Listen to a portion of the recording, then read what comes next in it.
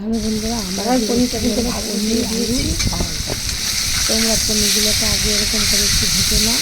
একদম আজকে আমাদের পনির রেসিপিটা হলো, দেখো পনির থেকে বাজার থেকে প্রায় 600-700 পনির নিয়ে এসেছি। আমি যেভাবে করবো সেটা তোমরা একদম প্রথম থেকে একদম হেলদি একটা খাবার, বাচ্চাদের কি বড়দের সবার প্রিয় খাবার, একটা নিরামিষ খাবার দিলে একটা পনির। এটা নিরামিষ হবে, কিন্তু পনির কিন্তু অনেক রকমই অনেকভাবে করা যায়। তোমরা একদম এইভাবে একটা রেসিপি করে দেখো, তোমরা তো প্রতিদিনই করো যে পনির এরকম এরকম রান্না করো, আমিও করি। আমিও তোমাদের সাথে অনেক শেয়ার করেছি, আলু দিয়ে পটল দিয়ে এমনি পনির সব রকম করেছি। কিন্তু আজকে পনির কী করবো, পুরো ঝাল ঝাল করে পনির ঝাল। আর হলো গিয়ে তোমাদের পনির কিন্তু বিভিন্ন রকমের রান্না করা যায়, কিন্তু আবার এই পনিরগুলো ভাজা হয়ে গেছে, খুব বেশি করে ভাজবো না, কিন্তু পনিরটা সঙ্গে হয়ে যাবে। আমি একবার করছি বলে দেখো আবার এইগুলো আবার নতুন করে এইগুলো আমার ভাজা হয়ে গেল। এবার এইগুলোকে আমি তুলে নিচ্ছি। আমি এতগুলো পনির আমি দুবার দিয়েছি, কেন একবারও হয়ে যেত, কিন্তু একবারে দিতে গেলে তাই যখন শেষে বেলা আমার একটু বেশি হয়ে গেছে, তাহলে একসাথে অনেকটা তেল দিতে হতো, দিয়ে তারপরে ভাজা। কিন্তু আমি তেল তো কম দেবো, আমার তো তেল তো কম তেলে রান্না, কম তেলে অল্প মশলা, আমি সেই কিন্তু তোমরা এই কম তেলে কম মশলা তোমরা রান্না করে খাবে, তোমাদের শরীরে ভালো থাকবে আর হেলদি খাবার হবে। এটা কিন্তু একটা হেলদি খাবার। যেহেতু আমার কম তেলে রান্না, ওই জন্য আমি এখন এর মধ্যে দিয়ে দিচ্ছি। এবার দেখো আমার পনিরগুলো ভাজা হয়ে গেছে। ঝাল বলে আমি কিন্তু জিরে ফোড়ন দেবো না, দিয়ে দিচ্ছি। এবার দিয়ে দিচ্ছি আমি 4টে এলাচ দানা, কিছুটা এলাচ, 3টে এলাচ আর কিছুটা দারচিনি পরিমাণে দিয়েছি। আর দিয়ে দিলাম একটা তেজপাতা ছিঁড়ে টুকরো করে ওই তেলটার মধ্যে আমি দিয়েছি। আর কিন্তু আমি তেল দিইনি, কিন্তু আমার গন্ধ ছাড়া পনিরগুলো ভালো করে ভাজা হয়ে গেছে। এবার আলুটাও কিন্তু আমি এখানে আলুগুলোকে আমি আলাদা কড়াইতে ভেজে নিয়েছি, একদম হাতে মধ্যে। আমার এখানে আছে জিরে আর ধনে পেস্ট করা আর কাঁচা লঙ্কা, এর মধ্যে আদা কিন্তু আমি কোনো ঝামেলা না, একদম শান্ত। এখানে আদা জিরে লঙ্কা বাটা দিলাম, দিয়ে এবার এর মধ্যে আমি একে একে সব দিয়ে দেবো। এবার আমি এর মধ্যে দিয়ে দেবো একে একে সব দিয়ে। যেহেতু নিরামিষ তরকারি একটু চিনি দিতেই হবে, স্বাদ লাগছে একটু চিনি, কেন মশলা কষানোর সময় যদি তোমরা চিনিটা দাও তাহলে কিন্তু তোমাদের কালারটা খুব সুন্দর আসবে। এবার দিচ্ছি হলুদ, দিয়ে দিলাম নুন,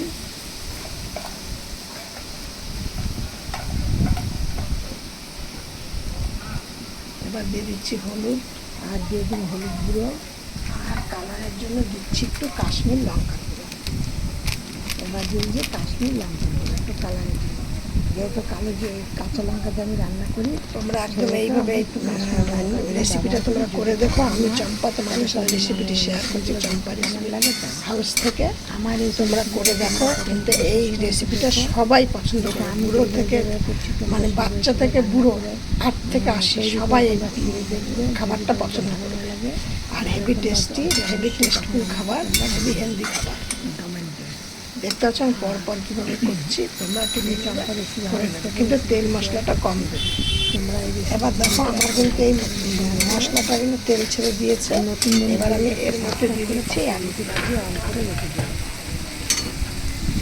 আমাদের এখানে এত নতুন প্রবলেম হচ্ছে, একদমই টাইম মতো আমরা করতে পারছি না। এবার আমি এইখানে দেখো বাদাম নিয়েছি, বাদামটাকে আমি পেস্ট করে এর মধ্যে দিয়ে দেবো যে আলু ভাজা। এবার এখানে আমি দিয়ে দিচ্ছি এই যে বাদামটা পেস্ট করলাম, সেই প্রথমেই ভাজা বাদামেই পেস্ট করে দিয়েছিলাম।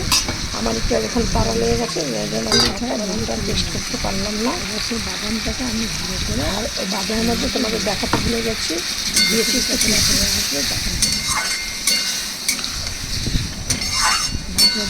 মশলা কিশমিশটাকে আমি ভেজে নিয়েছিলাম। রেসিপি খেতে টেস্টি হবে, যার জন্য এবার আমি এর মধ্যে দিয়ে দিচ্ছি আবার জলটা। যেহেতু আমি তোমাদের সাথে প্রত্যেকটা ভিডিওতে শেয়ার করি, জল কিন্তু আমি জল করে নিই, আমি সেই জলটাকে দিই। তাহলে সেই তরকারিটা কিন্তু যদি একটু বেশি হয়ে যায় খেতে খেতে, সেটা আবার থেকে গেলেও কিন্তু সেই জলটাকে আমি রেসিপির তরকারিটা যদি থাকে তাহলে কালারটা কত সুন্দর লাগছে। ঠিক আছে, আর জল দেবো না। ঝাল যেহেতু ঝালের ঝাল পরিমাণটা একদম কম দিতে হবে, যেহেতু এটা ঝাল ঝোল না, ঝোল হলে জল মানে ঝালে নুনে কটকটা হবে, একটু মেখে মেখে খেতে হবে, সেই জন্য আর ঝোলটা দিলাম না, জলটা। দেখো আমার এই রেসিপিটা তরকারিটা কিন্তু ফুটছে, এবার আমি কমিয়ে দিলাম। এবার আমি এর মধ্যে দিয়ে দেবো পনিরগুলো। একদম দারুণ একটা রেসিপি। এবার আমি এর মধ্যে দিয়েছি পনির ভেজে তুলে রেখেছিলাম সেই পনিরগুলোকে। একটু ঝালটা কম দেবে, পনির দিয়ে কিন্তু বেশি একটা ফুটাবো না, কারণ পনির দিয়ে বেশি ফুটালে আর একটু পনিরগুলো শক্ত হয়ে যাবে। একটু নিরামিষ তরকারি একটু মিষ্টি মিষ্টি হলে একদম খেতে এটা বেশি কিন্তু ভালো একটা লাগে। দারুণ রেসিপি, অনুষ্ঠান বাড়ির মতো, প্রায় কিছুটা অনুষ্ঠান বাড়ির মতো করছি। দেখো আমার এই রেসিপির কালারটা তোমরা একবার খেয়ে দেখো তৈরি করে, দিয়ে তোমরা তখন বলবে একবার করলে বারবার এটা তোমাদের করতে ইচ্ছা করবে। এবার দেখো আমার এগুলো সব কিন্তু সেদ্ধ হয়ে গেছে। এবার রেসিপিটা নামিয়ে